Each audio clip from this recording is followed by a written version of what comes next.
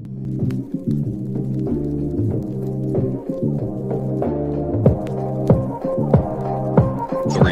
two, one. Here we go!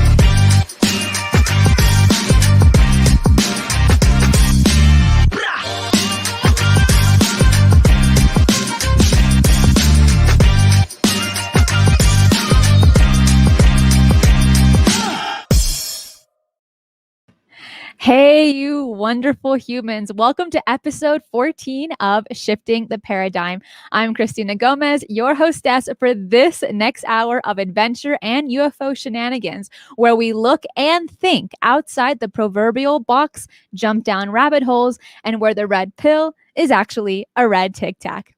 If you haven't had your paradigm shifted, get ready.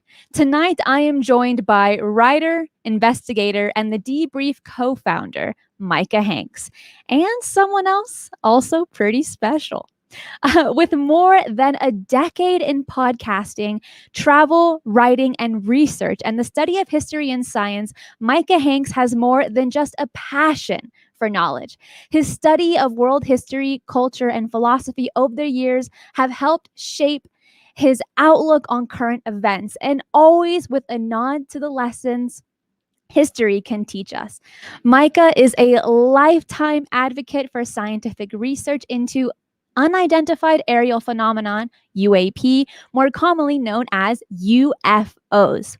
He is an affiliate member of the Scientific Coalition for UAP Studies, SCU, as well as a frequent commentator and writer on the subject, and maintains an interest in the history and possible scientific explanations for aspects of the phenomenon. Please welcome with me, Mr. Micah Hanks. How's it going? Good to be here. It is good to see you. How are you? Well, I'm suddenly a whole lot better. You know, we've been so long overdue for this, and I'm sure you were like me. You were getting tired of all of the interactions only being in meetings where we're the only ones that show up wearing ties. And, of course, the occasional bow ties, Instagram. especially. Yeah. Bow ties are cool, you know. And ladies and gents, let me tell you, she has some fine bow ties. But no, we were so long overdue for a chat like this. And, you know, let me just say right here at the outset, I know we've got a lot to discuss. But I'm going to put you on the spot right here at the beginning and just tell everybody what a fantastic job not only you do on your channel, not only that you do for this community, but also that you do for the Debrief, which, you know, that was a kernel in the back of my mind 2 years ago. And I called Tim McMillan up and I said, look, man, I got a crazy idea. And to see where this has gone since then is pretty amazing. But again, you have been such a huge part of all of that. And again, I think that the reception you have received from the UFO community, from people on social media, from our team, it all shows really, I think, the talent and potential that you possess and which you put on display every week when you do one of these. So truly, I'm humbled to be here with you tonight. So thank you so much. Well, it's an honor to be here with you and our friend Jimmy Church, who is also your friend. So we had to bring him in. We had to bring him in today. Well, if it isn't my arch nemesis, James W. Church. My man. How are you, Cristina? How are you, Micah? Hey, brother. You know, it's an honor and a pleasure. And thank you, Cristina, for the invite. And I get to come in and step all over Micah. And but listen, I'm gonna make this brief. I've got a show to do tonight, so I'm gonna do a shameless plug. After you guys are done, and the audience here and everybody, I see everybody in the chat, shoot right over to Fade to Black, because tonight I have Ross Coulthart from Australia on the show. Big event tonight. I'll be there. And then, yeah. And then after that, I know you are. I know because she said she was going to be there. And then this Saturday, a very big event that we're doing with Lou Elizondo, Richard Dolan, Linda Moulton Howe, Nick Pope, Billy Carson, and myself. We're all getting together for this live stream. And I've been preparing for all of this this week and today. And this was coming up tonight, Micah. And I told Cristina, I've got to jump in. I want to see Micah's socks. I want to know what he's wearing. And to share with everybody some breaking news. Oh. The breaking news is this: the classified section of the UAP Task Force report, vetted and confirmed through 3 official sources today by John Greenwald and the Black Vault, is only 17 pages. Well, this is news to me. Yes. Goodness, when did this drop? 17 pages. 17 pages. And you know what I find interesting about this is all of the reporting, and certainly the stuff that I've done, and Micah, yourself, and Cristina, everybody over at the Debrief, and Tim McMullen, and all the chatter that's been going on about it, and including the guests on my show. The numbers have always been 70 pages, 74 pages, 78 pages. I had Danny Sheehan on the show earlier this week, and he said 400 plus pages. What? And I'm not really sure what is going on. I'm going to discuss this tonight with Ross, certainly when he's on the show. But what I find interesting is I always felt that, and I'm going to say this very directly, that the public version, the unclassified version of the report, being 9 pages, actually 6 or 7, if you count the title page and the annex. Yeah. It seemed preliminary to me. Yeah, it didn't have a whole lot of information. In fact, it had a lack of information, and it seemed to cover a lot of stuff. Should have covered a lot of stuff that couldn't have been done in 180 days. It seemed impossible to everybody. And then the classified section of the report, if it's only 17 pages, feels to me to be preliminary, that there must be something else out there that is coming. But 17 pages covering 144 investigations, right? Seems a little bit thin to me. Yes. Just a tad thin. Yeah, you would think. While we're on that, I want to get both of your thoughts on the 180-day Pentagon report that was released to the public. What do you think about the report? I'll let Micah go first. I haven't spoken to Micah about this.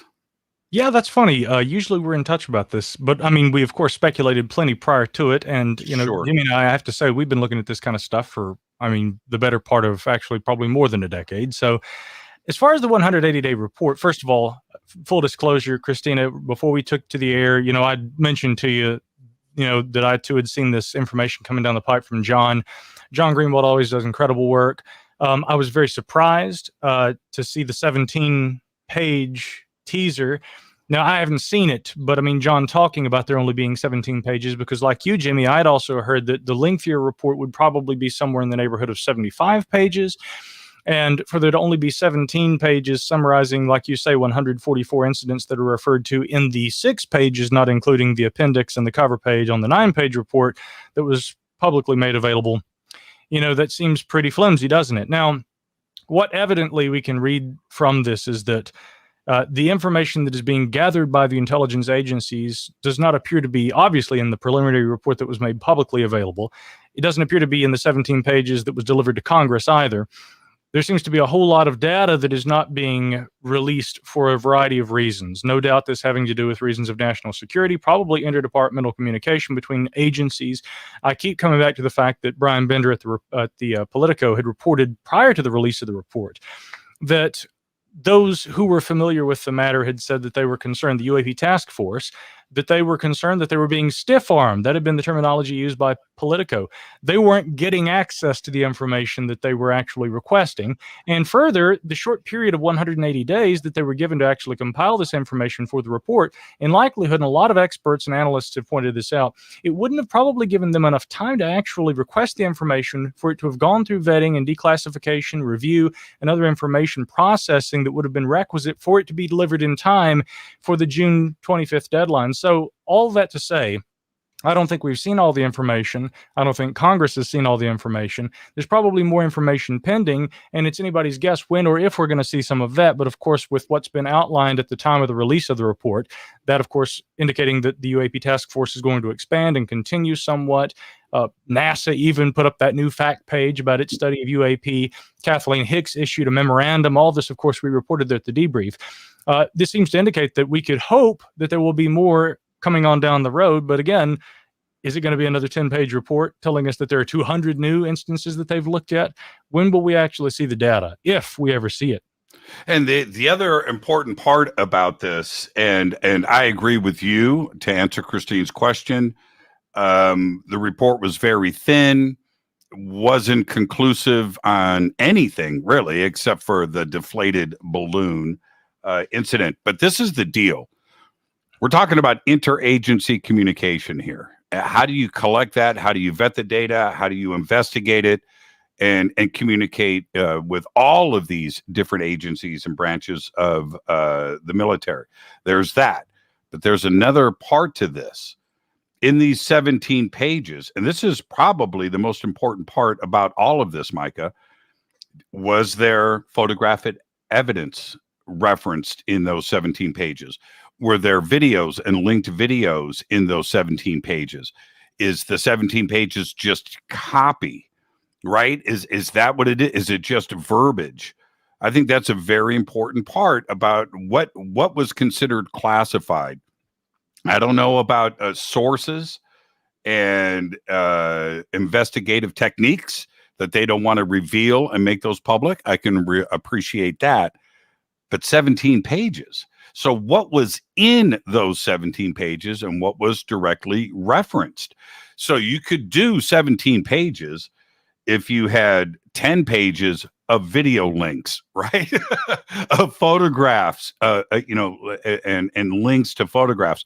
How is all of that put together? And now, I know that John, I spoke with John at length today about all of this. He is pushing hard, and nobody pushes harder than John Greenwald when it comes to this. I can certainly say that a lot of where we are today, the Navy classifying UAPs in the videos, all of the references to Lou Elizondo and ATIP and everything else that has come out of the Pentagon was John pushing the issue. The stuff would have not come out of the Pentagon if John wasn't there doing all of this over the last 3 years. And I've covered all of it. That being said, he is pushing to get these 17 pages released. Redact what you need to redact, remove what you need to remove.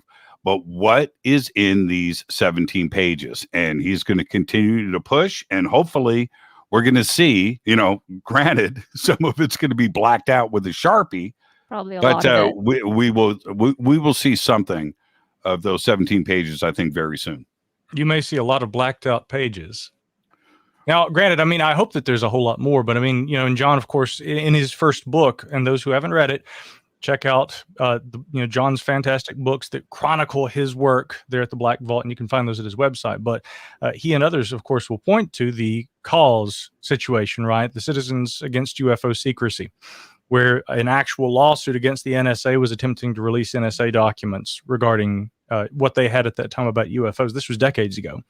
And even the affidavit that was provided to the district judge who ruled in favor of the NSA in the interest of national security, even the affidavit at that time mostly was redacted when it was released. And then a later edition of it, was released with fewer redactions.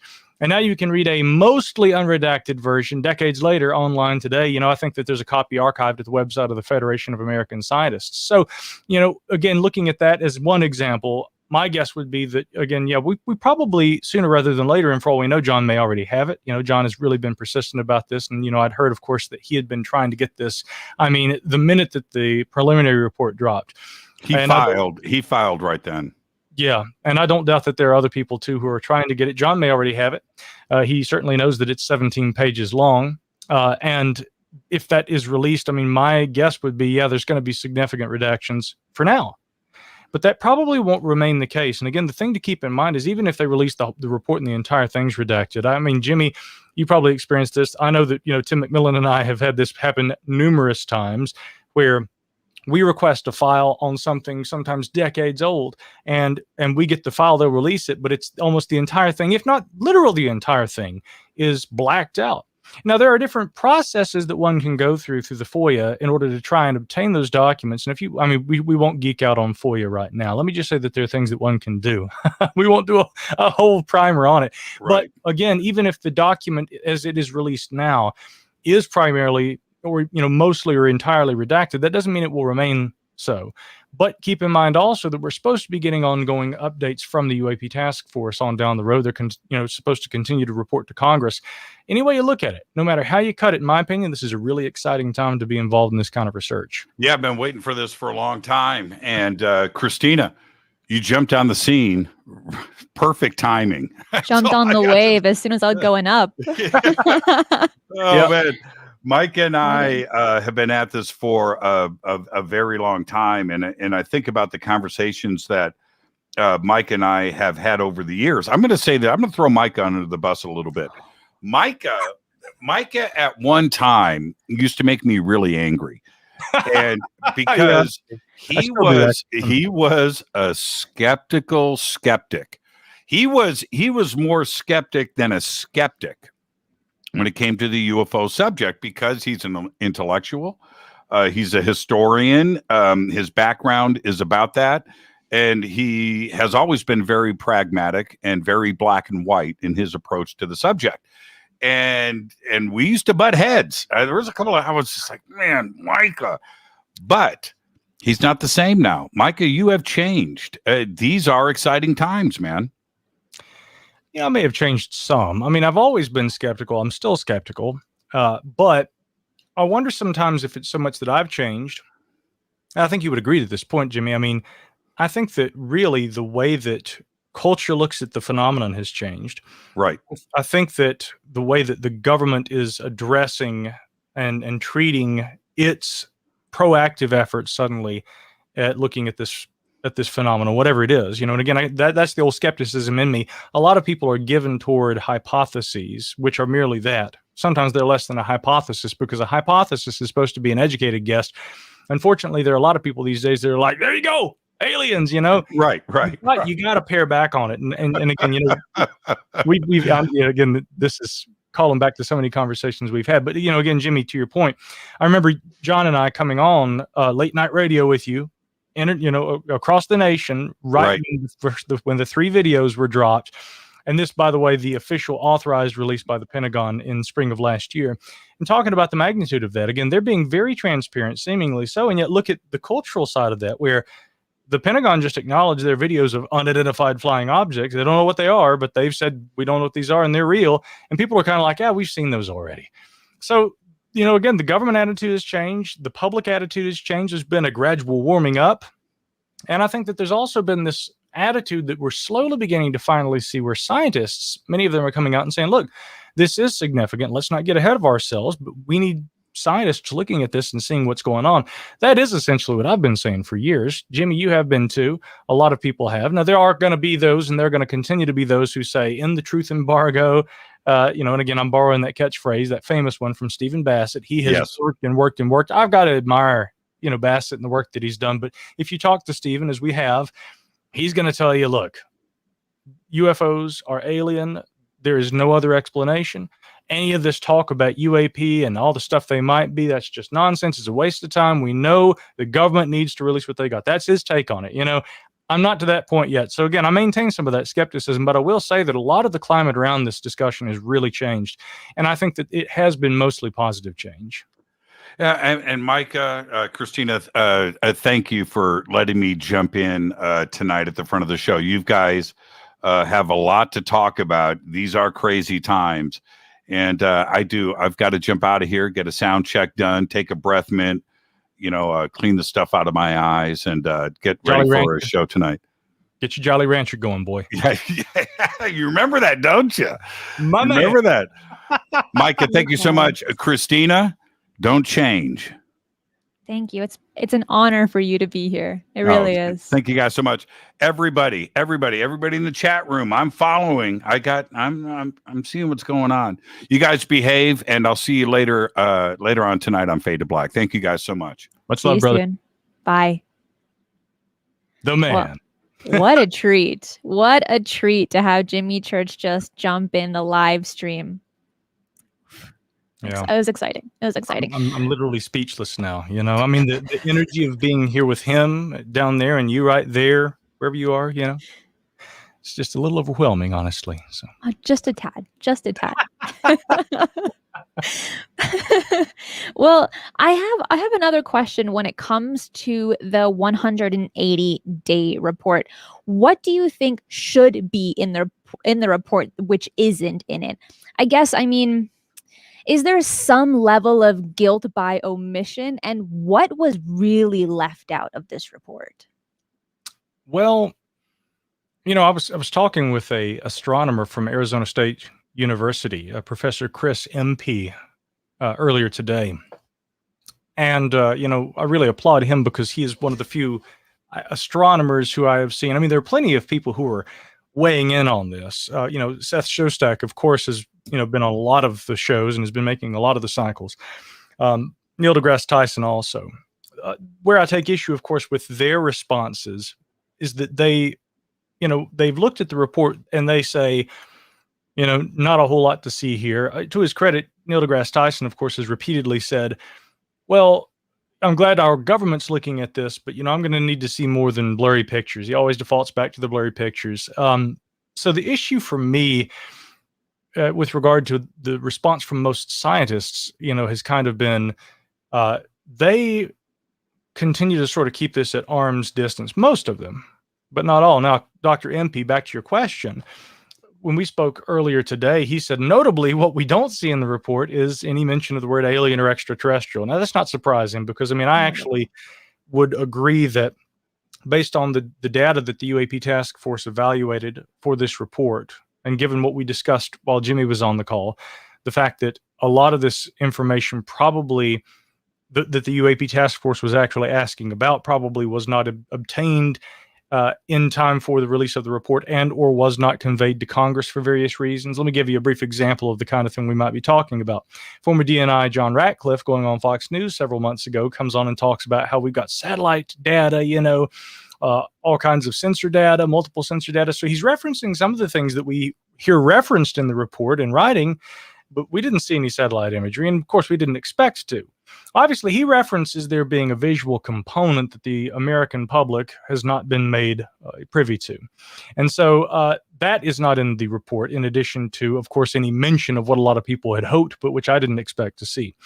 So as far as what should be in the report that we didn't see, here's the one thing I would ask. I have full respect for national security and the necessities that our government has for the withholding of certain information. But what I would simply ask is provide some details about at least a few of these incidents so as to give us at least a general idea of what we're looking at. We know, like Jimmy had mentioned, there was one incident of 144 that they looked at that they said was a balloon. So we know one of the things that they identified, but all the unidentified phenomena, all of the observed phenomena that they couldn't rule out as being, again, something else, somebody's, there's no actual information provided that even gives us any kind of context for what exactly they're looking at, what they're collecting information on. Now, they do say, for instance, that there appear to be radio emissions from some of these objects. They talked about what might have been acceleration and, some of these kinds of things, but that they need to do further studies in order to be able to really ascertain that. So apart from, a few references to what some of the mechanics of the phenomena or objects or technology might be, there was really little else said. And that's what I would really like to see in the report. So again, there wasn't anything groundbreaking. There certainly weren't any images. What I'd like to see more of is some actual descriptions. If all they're going to give us is, wording, give us some descriptions of the phenomena you're studying. I couldn't agree more with that. And do you think that even just having the report removes stigma? Oh, yeah. Of the topic? Oh, yeah, definitely. I think it definitely does. And I'll tell you why, because, again, one of the reasons that so many in the scientific community, and you'll always see I come back to this, I think it's very important that we see scientists looking at this phenomenon. It's important that the government's looking at it. And of course, the government employs scientists to look at this phenomena on their behalf. And of course, government employees in the sciences. So it's not like there aren't people already who are qualified scientists who have probably at various levels had access to some of this information. That's pretty clear at this point. But, again, I think that by having a government report on UAP released to the public, you look at the reasons that traditionally the scientific community has always been very wary of discussing UAP. Or, again, as I like to say, the artists formerly known as UFOs. They went through this rebranding kind of thing, it's a makeover, right? So if you like we're shopping at McDonald's or something, trying to get that rebrand. I mean, I get it. I really do. It's insane how they're trying to change up all these words to give it some kind of different spice or something, like we're shopping at a restaurant, like we're ordering something. And that's what I don't understand. Quick thing. What I want to say is I want to say thank you to John so much for the super chat, which really supports my work here. And he has a question for you, Micah.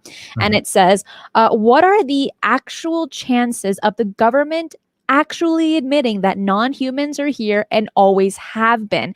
And can they whole skill keeping their beloved means methods secret? They might not even admit abductions, missing people. That's an interesting question, and a little bit to unpack there. The idea that there's a non-human intelligence associated with UAP, has really been a long-held contention, and this going back to the very early days of UFO studies. Again, if we go all the way back to the late 1940s, predecessors to Project Blue Book under the newly established U.S. Air Force, keep in mind prior to that, it had been the Army Air Force, and it becomes its own branch of the military. I believe in 1947, coinciding with the arrival on the cultural scene of the modern UFO era, right, with Kenneth Arnold, Roswell, and a lot of other things. So even in those early days with Project Sign, one of the earliest U.S. Air Force studies of unidentified aerial phenomena, not the earliest military study anywhere in the world. In fact, as early as 1946, the Swedish military had been involved in studying these so-called ghost rockets, these objects that were observed over Scandinavia. So other governments around the world had already begun to take notice of this, and they couldn't explain what apparently was going on. U.S. inquiries were also made early on about the Swedish military's interest in these phenomena seen over Scandinavia, but there was no official study by the U.S. carried out until the 1940s with Project Sign. And one of their early determinations, and this is not almost infamous, so famous that it's almost infamous because we haven't ever seen the document, but there was an early document that was released that has been referred to as the estimate of the situation. The estimate was interesting because what it seems to, and again, how we know about this is that Edward Ruppelt, who went on to become the first chief of the Project Blue Book, which was the third iteration of the Air Force's ongoing UFO studies beginning in around 1952. Ruppelt would eventually come out and say, for those who had seen the estimate and who had read it, one notable takeaway was that it seemed to be very open to the idea that these phenomena that were being observed were extraterrestrial. They couldn't account for this being any kind of Soviet technology or anybody else. And at that time, there were simply no other world powers that really would have had the wherewithal to be able to create some kind of highly advanced technology. So, as early as the 1940s with Project Sign, assessments of this phenomena indicated that, well, we can't identify it. We don't know whose it is, and we don't think it's, anything of ours, nor could an enemy necessarily have this either. So again, I think that from the very early days, we can recognize that the possibility seems to have been right there on the table that this represented something much more exotic. The problem was when that estimate was delivered to the top brass there at the Pentagon, they were like, no, we reject this. This is nonsense. We're not going to accept space aliens. So take your report and, well, you know the rest of that sentence. I don't think we can say that for a family-oriented program like this. But anyway, so what happened was all copies were ordered to be destroyed. And to our knowledge, none exist. And so that's the problem. We know through secondhand sources like Ruppelt about the estimate, but no copies exist. No one has ever seen it. There have been repeated attempts through FOIA to try and access that. There's no evidence that any copies survived. And the subsequent U.S. Air Force program that follows SIGN adopts a very similar attitude to the top brass in Washington, with Project Grudge, very appropriate name there, aptly named. Grudge, of course, made no bones about the fact that it was trying to downplay these UFO reports. But again, that didn't seem to be the full story either. And with Blue Book, we saw, and this is significant for a couple of reasons, which we'll get to in a moment, the lengthiest government study in the United States government, at least. This is the lengthiest government study, a systematic study that analyzes UFOs for almost 2 decades. That's significant, obviously, because they're studying UFOs. They came to no conclusions apart from there didn't appear to be any kind of a threat represented by these phenomena. They certainly couldn't identify all of these, and they also didn't really see very much, merit to the continuing study of them. But the interesting thing about that to me is that there were some 12,000 or so reports that were logged. About 700 of the Blue Book reports from that period remain unidentified. And yet, in the recent report that we saw delivered to the ODNI, they're saying that the Air Force has a relatively recent history of involvement with the subject. And they didn't look any further back than 2004, but really they state in the report that the majority of the information that they've analyzed was collected in the last 2 years. So I'm asking, should we really just toss out the longest systematic governmental study that collected data on these purported phenomena in history anywhere in the world throughout time? Should we throw that out and say, guys, we're completely going clean slate? But apparently that's what the government right now is doing, looking no further back than 2004 at this phenomenon. Well, at least so they claim, right? We don't really know if that's the case. What I want to know is, what in Micah Hanks' perfect world would you like to see happen in the future in regards to more transparency and public accountability within the UFO mystery?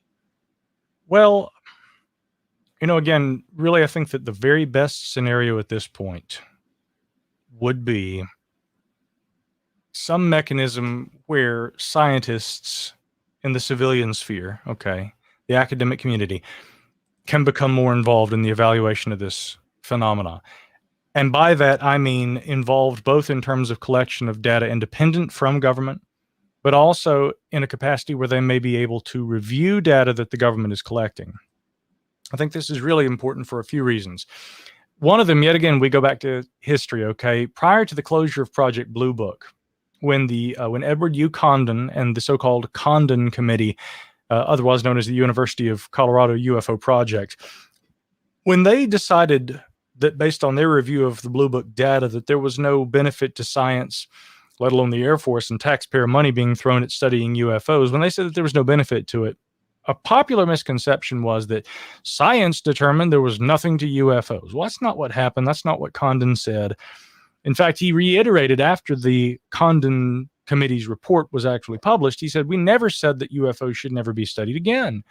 He said, we don't see a benefit right now at our current level of science, our understanding, our current level of advancement.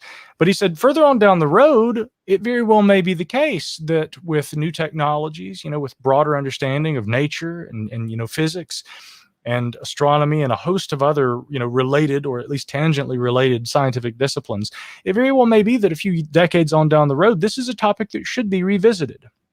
I mean, Condon said that a few times. And a lot of people seem to have forgotten that. But again, here we are decades later.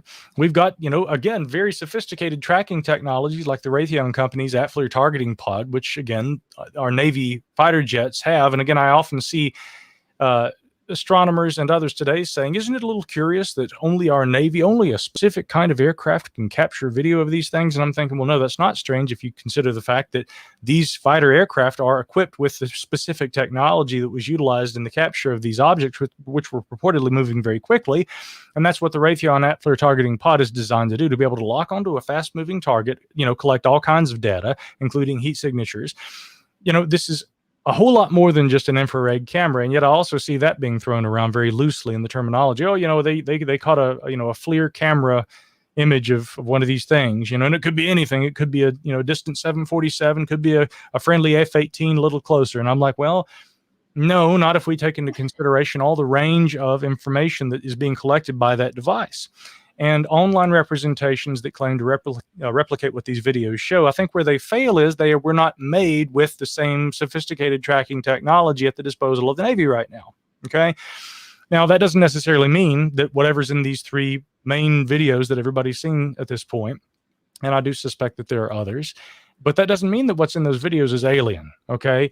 But I do think that what it represents is sophisticated technology that was able to discern something in the environment which we have yet to identify, and that's exactly what the Pentagon has said.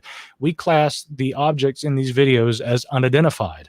Right. Now, coming back to Condon, why that's significant is because now, like Condon predicted decades ago, we are armed with technical capabilities, maybe a broader understanding of the sciences in general, all of these things that are applicable to, I think, a renewed effort towards studying UAP.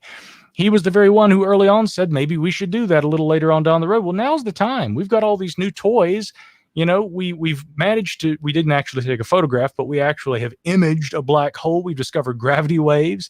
We have done so much in the decade. The sky's the limit when it comes to this kind of stuff. Right. And in the years ahead, of course, we'll have even, further additional advancements that will help us go further with this. But now I think it would be a great time to really try and not only put the government to work on this, but really get our scientists at least some limited access to information that the government's collecting. But again, I mentioned Dr. Chris MP talking with him earlier, and he was in agreement with me that, another thing that needs to happen is that the scientific community, rather than always just waiting on government, we need to just start collecting data ourselves. The civilian sector needs to be collecting data. And one other stigma, Cristina, that I'd love to see end, we talk about the stigma against UAP. Well, there's also this incredible stigma that the only data that's good data has to come from government. If it didn't come through a FOIA request, if it wasn't leaked, if it wasn't something that was supplied to us in a 9-page report, it's just useless. That's not true at all. It is absolutely untrue. Avi Loeb of Harvard, who you've spoken with, I've spoken with, we've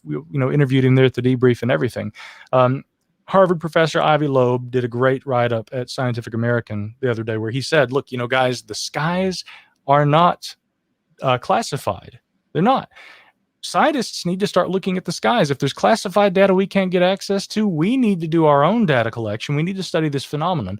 Now is a great time to start doing that, considering the technologies and, of course, the advancement of sciences in general at our disposal. Well, for talking about disclosure and that the public is a disclosure, Nuno is coming up this Saturday, July 17th, where people across the globe, it's no longer a national event, but it's an international event where everyone that's a part of Nuno can be on the Discord server with your state. And you look up into the skies and you hopefully try and see something. But the biggest thing, like you said, is that the public is part of the disclosure, not the government. We don't need them to tell us, oh yeah, aliens are real, which they'll never tell us, right? We place so much stigma that if it doesn't come from the government, it's not legitimate. Well, with this event coming up July 17th, it's keeping your eyes on the skies. And I really couldn't agree more with you when it comes to this kind of topic. Certainly. Yeah. Now, of course, old Steve McDaniel and we've got some ideas about, I don't know, he might disagree with my interpretation, which is we put it all on a Jeep and we drive out to the Outer Banks of North Carolina and we stay up for 3 nights and 3 days waiting, watching, learning. But there's that side of me, the citizen science side, I guess, where I just want to get out there in the field and I want to study this stuff. Which is really for the better part of the last 2 decades what I've actually done. And the problem, however, I guess with UAP and again trying to study it again with all the sentiments that are expressed by scientists on this issue accepted. I think it's very important that scientists, even if they aren't necessarily going out there and camping out and watching for these things, or training their telescopes on hot spots and hoping that something will show up. I think that we have to recognize and respect the sentiment that we need to be looking, and science needs to be aware of this and be kept abreast of developments and information pertaining to this. That in itself is respectable. But now coming over to the other side of it too, and this is where Jimmy, of course, would get frustrated with me because, there's, a skeptical side of me that looks at everything from both sides. I have a podcast that I do called Middle Theory, which, although it's mostly news, current events, and politics, I apply that sort of philosophical middle theory to everything that I do. And you'll very seldom see me advocate one position and then not jump to the other side and say, now playing devil's advocate with myself. And it drives people nuts because I think, first of all, it confuses a lot of people. They're looking for, confirmation maybe of something that they believe. And then they hear me after seemingly confirming and conforming to what they believe. Then I'm attacking their belief and they don't like that. But I think that we have to all challenge ourselves to do that more often. And in fact, in science, people always talk about verification, through testing, right? The scientific method, observe something, form a hypothesis, conduct testing, repeat those tests and make sure that there's a repeatable phenomena that's discernible before you actually draw conclusions. But I think it's also important to be able to falsify your data. The test for falsehood is a very key component to the scientific process. And when it comes to going out there and looking for dim aliens, here's the problem with that. Traditionally, they have been notoriously difficult to find because nobody knows where a UFO is going to show up. Now, there are certain hot spots. I mean, even in recent years, we've seen, for instance, Ryan Graves going on 60 Minutes and saying that almost every day for close to 2 years, we had these things flying around up there off the East Coast. And I'm pulling my hair out, first of all, going, if you were seeing them every day, where are the videos? Now, again, that may sound very skeptical, but it's also a very fair question to ask. Don't tell me you guys saw these things every day and that nobody was trying to film these things. And if people had been filming them, again, is this some of that imagery that Jimmy was speculating about that might be part of what the UAP task force has been analyzing? I mean, we have seen some photographs. The debrief is actually reported on a few such photographs purportedly obtained and actually analyzed by the UAP task force, which are claimed to show something, but again, they're still fairly indistinct in my opinion. So all that to say, knowing where a UFO is going to show up is fairly difficult. If that were an easy thing to do, I think we already would have, pinned the tail on the proverbial donkey with this. So again, while it's important that scientists say, let's get out there and study, I recognize how difficult traditionally that has been, and we're going to have to really think outside the box to form a strategy that's going to ensure success in the future. And also, to be a scientist, you have to think out of the box to even know what you want to research and how to conduct that research that hasn't already been replicated. Yeah, and thinking outside the box for scientists often includes, thinking of a creative way to appeal to people who are willing to fund your research. And that, of course, only if you're going to be studying something that is deemed respectable to study. Again, this is the reason why people will spend years and years and years studying things that can't be seen and which may not actually exist. If you think about all the things in the universe, theories about dark matter and again, black holes themselves, which Stephen Hawking said ain't so black. Black holes we can't actually see. We can observe the effects of them, and we know that they exist. I mean, mathematically, we've known that they exist for far longer than we've been able to observe the indirect effects of them, and now we've been able to visualize them only in the last few years. And those aren't actual photographs because these things are not something that visually are capable of being represented. It's interesting, and it's a bit paradoxical that scientists spend so much time studying things like that, but why do they do it even if they can't see it? Because there seems to be a mathematical foundation for the study of these kinds of things. Again, we can calculate that based on what happens to a star when it gets so big and it's so energetic, but it can no longer sustain its own energy and it collapses inward on itself, and it becomes this incredibly dense.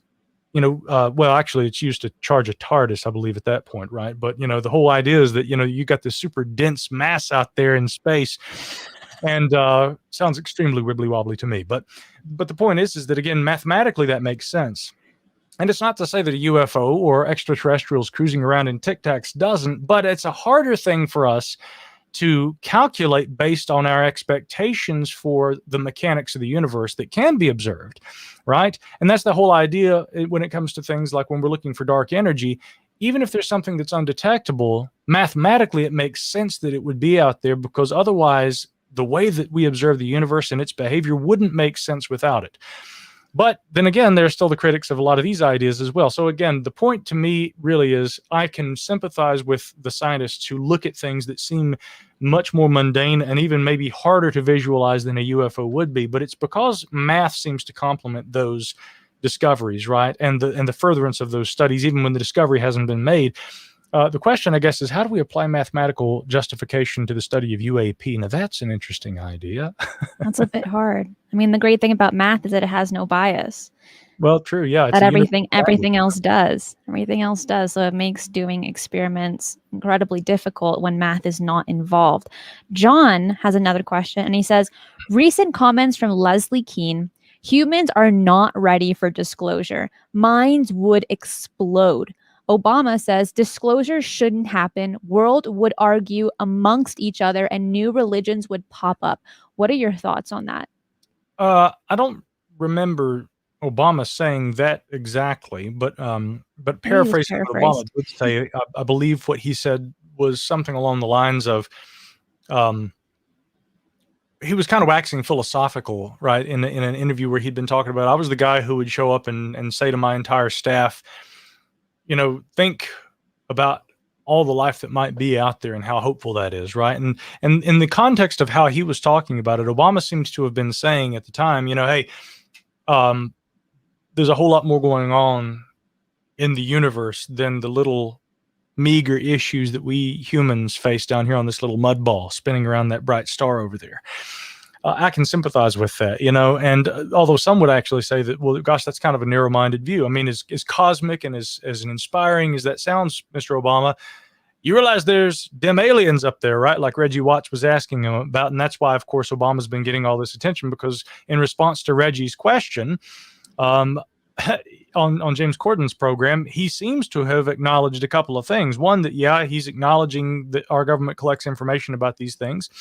And let's see, John's saying he said that on a different show. Yeah, again, and to John's point, after the appearance with James Corden, he was asked about this, and he extrapolates further on that, and that's what we're talking about. So that's right, John. I think that, again, Obama's kind of been in the spotlight because he sort of acknowledged something that we already knew. What was less emphasized, because people seem to have taken it like he was joking, was when he said, when I was in office, I went in there and I asked around about, if there are bodies, in a lab somewhere, and people were all laughing, right? And I was like, I think he was actually being serious, at least partially. And that part seems to have been missed by the audience because, Reggie and Corden and everybody are just joking. They're just laughing, Yeah, when you can hide truth in humor, and then people don't take you seriously, but it's there. And that was probably partially intentional. I mean, it was probably meant to sort of kind of buffer it, right? So, but when, again, back to the fundamental question of what Leslie's talking about, what, Obama's talking about, can people handle disclosure? Again, in a roundabout way, Obama did talk about that. I know that Leslie's more directly addressed that idea in recent days. So has Luis Elizondo, Lou has a very interesting perspective on this, and I haven't talked to him since he said this on a podcast in recent days. But and I believe that you actually had some correspondence with him after that. But of course, you know what I'm talking about, where Lou went on a podcast and basically said, this would be really sobering for people if they really knew what was going on. And he was asked, what do you mean by sobering? And he, again, this is the point that should be clarified. Lou said, I don't think that's a bad thing, but I think that people would really have to kind of take, a deep breath. So what Lou appears to have been saying, without saying too much, which he is arguably one of the most skillful at that of anyone I've ever seen, and again, I got to respect that, because look, let's just point this out. Lou, in my opinion, has done tremendous things for our country. He always is walking a fine line between what he can and cannot say. The man has, to my knowledge, never, ever broken an oath, his oath to government, to service. I really appreciate that about Lou tremendously. I know Tim McMillan feels the same way. And I know that there are also a lot of questions about the extent of what he did when he worked in government, et cetera, et cetera. I'll just tell you this off the record, that talking with Lou, he's never not answered a question for me when it's a question he could answer. Exactly. And so, I really respect his positions on things. But again, just to clarify what he seemed to be talking about in that interview, he said it would be sobering for people, but I think that's a good thing. What might that mean? That's anybody's guess. I doubt that Lou has seen unequivocal evidence that is incapable of being interpreted as being anything but evidence of ET, right? Visiting Earth. But I don't doubt that with his role with the Advanced Aerospace Threat Identification Program, that he probably was made privy to certain data that's strongly indicative of technologies, capabilities of that technology that far exceed anything that we possess, and thereby a very unique problem both for our government in terms of, again, look at what the task force report said, a challenge to national security. Couldn't have probably phrased it better. But that challenge extends to science too. Scientists are going to be challenged with trying to understand what this is for a number of reasons, because it's going to really strain the limits of what our technical capabilities can achieve at this point. It's going to push the boundaries of our expectations, and we're going to have to be able to really have to shed our biases to really truly look at this in all the dimensions in which it may actually in the near future come to represent itself for us. We're going to have to look at this. And again, there may be a mundane explanation. I doubt that sincerely, but if that were the case, it's still going to be something that will require tremendous effort and new kinds of thinking, paradigm shifting type thinking, Cristina. That's what we're really looking at here. So again, both for national security, and that extends to other nations of the world, not just the United States, and also to scientists, this is going to be a really big deal and a tremendous challenge, maybe the greatest that we have ever faced as humankind. That, I think, is what Lou was trying to say. I really do. And I don't think that's a bad thing, because we all stand to gain from that and move forward and progress as a species if we rise to this challenge, do we not? Puts hair on your chest. I need some. Gosh. I don't, but metaphorically. Oh yeah, I can get what you mean though. Yeah. But John also says, but what are your thoughts on what Leslie Kean said, saying humans are not ready for disclosure, minds would explode? Do you agree with that? Do you disagree with that? Or do you think it just depends on the person? I think that it would depend on the person. I would like to talk to Leslie about that. Me too. Join me in. Count me in. Yeah, well, again, I think here's my plan. I think you and I should team up and try to line up some of these interviews, because I got a lot of people I'd like to talk to. There's certain people you'd like to talk to, and sometimes strength in numbers, right? We'll do it like the Jedi. We do this together. But I'm fascinated in keeping this dialogue going. But with respect to, and again with Leslie Kean, she's a unique case in my opinion, because she, for yet again the better part of a decade, has been doing what she's been doing right now, where she is, as a journalist, been trying to bring attention to this, credibility to the topic. Yes, she has her critics. Look, nobody's perfect, but I'm a fan of Leslie. I really appreciate Leslie's work and what she has done and how she's done it. But would people's minds explode? I don't know that I would agree with her on that point, just because I think that the response to the UAP task force report, you see how people are just kind of like, meh, right? There's this resounding meh. People didn't go, God, I'm kind of scared because there could be a technology. This might be China or Russia, and if it's extraterrestrial, then we're really screwed.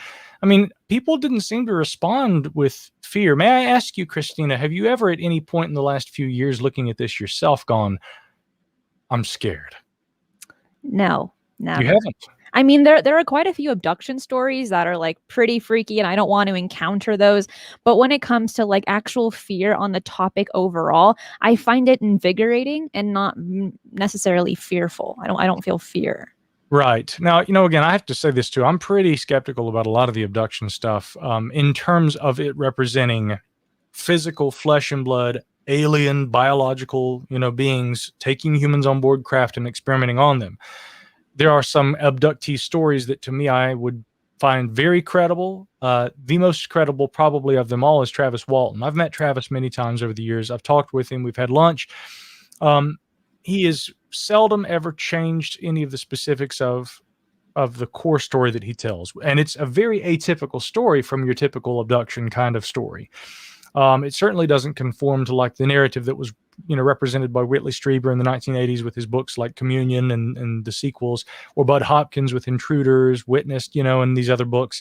Although those are interesting narratives, and I don't doubt that there is an experience there that people have had, the reason I have certain doubts about abduction phenomena as being some kind of an actual physical, tangible phenomena is because even Whitley Strieber and others in more recent years have come out and talked about how they have had to question how physical those experiences were.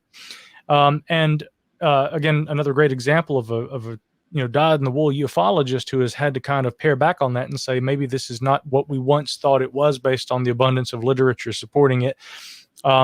which I think largely that literature was conjecture. But again, Kevin Randall, who has time and time again had to say that, I think that really the abduction stuff, more of that, maybe not all of it, but a lot of it has earthly explanations. Now, are there some cases, Calvin Parker and Charles Hickson, 1973 at Pascagoula, Mississippi. Their abduction has always been very interesting to me because, again, they didn't remember it through hypnosis, hypnotic regression. They don't remember that in dreams or something. I mean, they're like, we were down there fishing on the pier at 10 o'clock, and this, again, it's often described as football shaped, but one might venture to say it was sort of like a tic-tac, comes down, they're taken on board this thing, they're examined, they had waking memory of what happened, they're scared to death, they go to the police, they go to the newspaper. The police sheriff, after interrogating them, leaves them in a room with a recorder running that they don't know is there and thinks, I'm going to get these guys, on tape, confessing to this hoax. And he leaves. And they're in there going nuts saying, I got to get home to my wife. We got to tell people those things are up there. And young Charles Hickson, Calvin Parker was the younger one. Calvin Parker, who's still alive today, Charles Hickson's passed on, but Parker, he was all but having a religious experience. He was going, oh God, I know there's a God up there. And this is fascinating to me because, talking with Dr. David Halperin, who, again, he's very much more of a skeptical bent and thinks that the summation of the UFO experience can be seen through the lens of the traditional mystical religious experience. But again, cases like the Hickson and Parker abduction do illustrate that there is that aspect to this. Whitley Strieber's new book, A New World, I read it. I enjoyed it. But again, here he's saying in the book, I'm not so sure all these experiences were physical. He's equating a lot of it with religion, and he actually says in the book, my next book's going to be about, guess what? Jesus. So, there's that side of it that it fascinates me. Again, I would hesitate to call the abduction phenomena physical, tangible representations of what we call UFOs, but it's nonetheless something that culturally is interesting and worthy of discussion. I'm sorry, I think I went down another rabbit hole.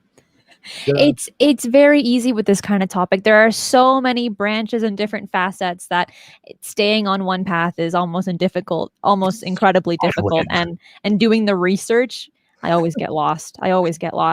John, by the way, thank you so much, John, for all of these super chats. You're incredible. He has another question, and he says, how do you think the energy and oil industry and financial industry would handle actual disclosure? 0 point energy makes the energy industry obsolete. It's a good observation. There was a documentary I seem to recall that was made a few years ago called Who Killed the Electric Car? And I would say, if you want a good idea about how the traditional, fossil fuel industries and transportation, extend that to transportation and other industries, how they would react to the disclosure of information about technologies far surpassing anything that we know here on Earth and that humans have attained. A good example would be what has happened in the past when there's been a disruptive kind of technology that comes about and says, we're going to completely reshape transport. What do you think the big transportation companies think about that? They're like, no, let's buy it and then let's destroy it because we're going to lose so much money. So, yeah, I mean, and again, McDaniel and I were talking about this the other day. And actually, by the way, I was so impressed because what he and I were talking about was the idea of a potential arms race being one of the possible, if not a likely, a possible result from the study of UAP. And I go online to see if anybody else has talked about this. And there's one young lady being quoted in the British tabloids named Cristina Gomez. And that's exactly who I go and find. So again, that's a brownie point right there that, so few people are talking about this. And here's my girl right here talking about it. So, but again, that is one of those potentials.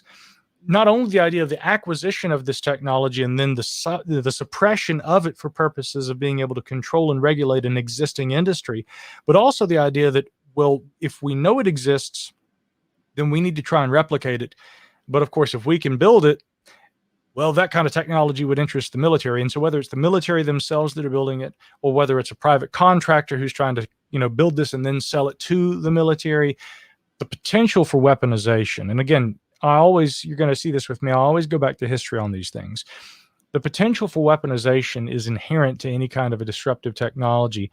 Well, maybe not any kind, but a lot of technologies of the disruptive variety on account of the fact that if they are indeed game changers, and a government is going to try and look at this technology in a way that they can utilize this to advantage, to their advantage. And even if it's not something that's directly capable of militarization, the indirect use for purposes of military gain is another concern. Again, Tim just wrote an article there at the debrief talking about how Russia might be trolling us. They put these vague images out that show like a knight, a chess piece, right? And and there's a message along the lines of saying some of this stuff isn't as complex as you guys think it is, which again seems to be Russia, kind of poking fun at the United States and our interest in UFOs. Why would Russia be making fun of the United States being interested in UFOs? Well, if we look at this map that Mick West tweeted the other day, which he referred to as evidence of a culture-bound phenomenon, plotting a lot of UFO sightings geographically do show a preponderance of UFO sightings occurring in North America, especially in the United States. What is the reason for that? Now, there are a lot of reasons that we could suppose, and we don't have time to get into right now. But I mean, among those, this could also be that the fact that, well, first, the United States is looking at this. Whatever the phenomenon is interested for some reason in whatever is happening in the United States. That could indicate a couple of different things. It could also be that technologies the United States has developed and innovated are more useful in observing these phenomena. But then again, if we're talking about things like radar, I mean, most world nations have that and utilize it. Are there other countries that pay less attention to UFOs? No doubt. But that's in itself an interesting phenomenon. And so, again, that to me, is one aspect of what we have to look at here. But again, to the broader point of how indirectly a country might use interest in technology developed from, or even just the perception of UAP to their advantage, that's already happening. Russia's already trying to poke fun at the U.S. and say, you guys and your UFOs, this isn't that hard to figure out. They're using UFOs as a leverage point psychologically, politically, and otherwise to try and boost themselves up against their enemy, the United States. So if that technology existed, imagine the different ways that could take place, the scope of the conflicts that could emerge out of that. Yeah. And again, to your point, as you were quoted in the British tabloids talking about this, and other places, the potential for weaponization, if it were ever to come to that point where the technology is either captured and acquired or observed and replicated, it certainly is a possibility, and one that should be taken seriously. I could not agree more with you, Micah. And let me tell you, oh my gosh, this hour really flew by, and I couldn't even ask hardly any of the questions I wrote down. So we will definitely be doing this again soon for sure. Okay, Micah? Okay. See, I have to quote my favorite Time Lord. That's the problem with time travel. No one seems to ever be able to find the time.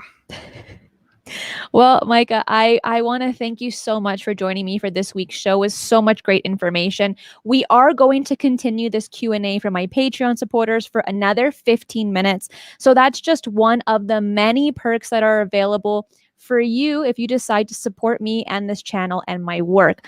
Micah, can you please tell the viewers where they can find you on the internet, social media, and where they can find copies of your books online? I certainly will. If I may first say, though, again, please, folks, what Cristina does is very important. I happen to know how hard you work, young lady, and how what odd hours you keep sometimes with the work that you do. It's very difficult, to be in school, to be producing videos, graphics, content, preparing interviews. There's so much work that goes into this. People watch what again, someone like Cristina can do, and she makes it look easy, but it's not. It's very hard. And I know this because I do half of what she does, and it's more than a full-time undertaking for me with all the podcasts I produce. You do so much, Micah, and you write articles and you have books, and you're a busy man. I am, but again, I know you are also. And so my humble question would just be for your listeners, for the people who watch you and the people who follow your channel, please do consider supporting Cristina. Please do consider, again, becoming a patron, as little as maybe $5 or $10 a month. If you can afford 25, 50, something like that. Think about supporting this, because what we're doing right here, these conversations, they provide intellectual fodder, for future development. And we don't know who 5, 10, 15 years from now might stumble onto a video that Cristina produced and goes, my gosh, what a great idea. And that could be the innovation that changes the world tomorrow, that could provide, food for hungry families, that could provide water for people in parts of the world who don't have it, clothing, shelter, for people who need it. I mean, I think dialogue, discussion, that is so important. And when you support Cristina and her channel, what you're doing is you're supporting the furtherance of that dialogue, which is both important, but it's also fun, and we all enjoy it. So please consider, pledging something if you can, anything that you can, to support what she's doing, because I want to make sure that she stays in business here, okay? And y'all come over here and talk with us on the Patreon channel. We're going to go and have some more fun. So my stuff you can find at micahhanks.com. And all the links are in the description box below. Micah's so sweet. Look at him. He's just a little sweetheart. I, again, really want to thank all of my Patreon supporters, everyone that was in the live chat today. I could not do this without your kind support, and especially all the guests that I have every single Thursday or Friday, whenever they're able to come. I cannot do it without them either. Everyone, please take care. Have a good rest of the week and weekend. And remember to keep your eyes on the skies.